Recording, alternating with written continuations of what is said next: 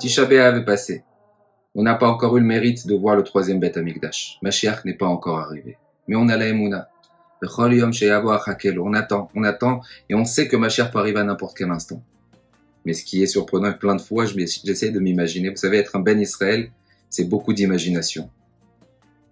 On imagine notre passé, on imagine comment ça s'est passé lorsqu'il y a eu Yetziat Mitzrayim. Et aussi notre avenir. Mashiach, lorsqu'il va venir, on a le devoir de l'imaginer. Imaginons que pendant cette période d'été, on se trouve dans des endroits pas forcément cachers. Et qu'on entend le chauffard de Mashiach dans le monde. Qu'est-ce qu'on va dire à Kadosh Baruch Hu? Est-ce qu'on aura le mérite?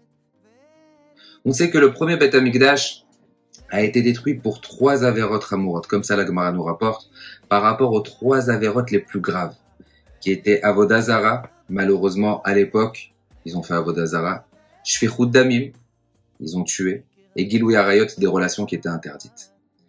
Le premier Beth Amikdash a été détruit, on a eu un battement de 70 ans, et on a réparé ces 3 avérotes. On les a réparés, on a fait Teshuvah dessus. Et après, on a eu le deuxième Beth Amikdash. Et le deuxième Beth Amikdash a été détruit. La Gemara nous rapporte et nous dit pourquoi le deuxième Beth Amikdash a été détruit. À cause de Sinat Chinam, à cause de la haine gratuite. Et voici, depuis l'époque de la destruction du second Beth Amikdash jusqu'à aujourd'hui, on a été capable de réparer pour le premier Beth Amikdash les 3 avérotes. Et grâce à cela, on a eu le deuxième Beth Amikdash. Mais la avéra de Sinat Chinam, de la haine gratuite, on n'a pas eu le mérite. On n'a pas eu le mérite de pouvoir reconstruire. On n'a pas encore le troisième Beth Amikdash. C'est quoi la haine gratuite? On pourrait vraiment expliquer cette chose, cette avéra en règle générale. Mais je ne veux pas l'expliquer en règle générale. Haine gratuite, vous savez qu'on peut même l'avoir envers nos propres enfants. C'est surprenant. Mais on pourrait même avoir de la haine envers nos enfants. La haine pas volontaire. Ne pas les orienter dans le chemin de la Torah. Les amener à des valeurs qui sont fausses. Indirectement, on n'aime pas nos enfants. Lorsqu'on accompagne nos enfants dans des endroits qui sont pas forcément bien, dans des restaurants pas cachers, être assis à côté d'eux, est-ce qu'on aime vraiment nos enfants? Est-ce qu'on veut le meilleur pour eux? C'est sûr que dès qu'on a un problème avec nos enfants, dès qu'on a nous-mêmes on a un propre problème, alors on va prier, on va demander à Kadosh Baruch Hu, on va faire Teshuvah. Et dès que tout va bien, on oublie. On oublie toutes nos demandes qu'on a eues envers Akadosh Baruch Hu, tous nos engagements qu'on a faits. Sinat Chinam, la haine gratuite, c'est gratuit de prendre ses enfants et de les amener dans un restaurant taref. C'est gratuit de les orienter à faire des bêtises, à faire des avérotes. Combien il est important, je sais que c'est la période de l'été, je sais que l'Yetzer Hara est très fort et très difficile à surmonter. Et plus les générations elles passent, et plus ça devient compliqué. Mais je vous encourage du fond du cœur.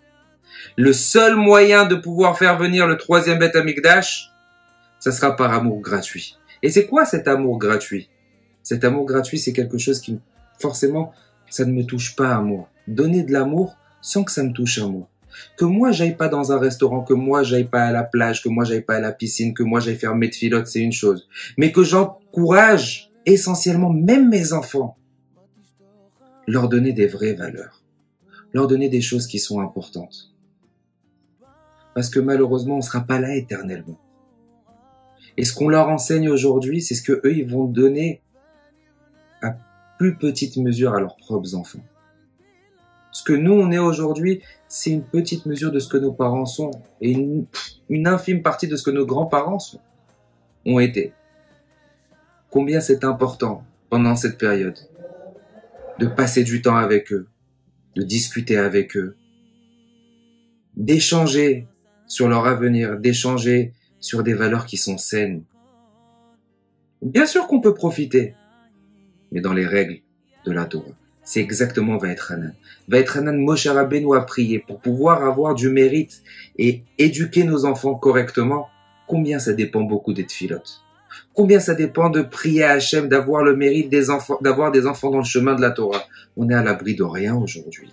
On n'est pas à l'abri de la drogue, on n'est pas à l'abri des erreurs, on n'est pas à l'abri des bêtises. Combien malheureusement les tentations sont énormes. Et il est important de mettre les barrières beaucoup plus haut de ce qu'on a reçu. je vous encourage, et je m'encourage à moi le premier, à passer du temps, du bon temps avec nos enfants, mais du temps dans un cadre spirituel, dans un cadre de Torah. On se limite. Au moins ça, on le gardera et ça sera du vrai chinour, de la vraie éducation, de l'amour gratuit, pas de la haine gratuite. Qu'Akadosh Baruch Hu nous donne cette force, Bezrat Hashem. Shabbat Shalom.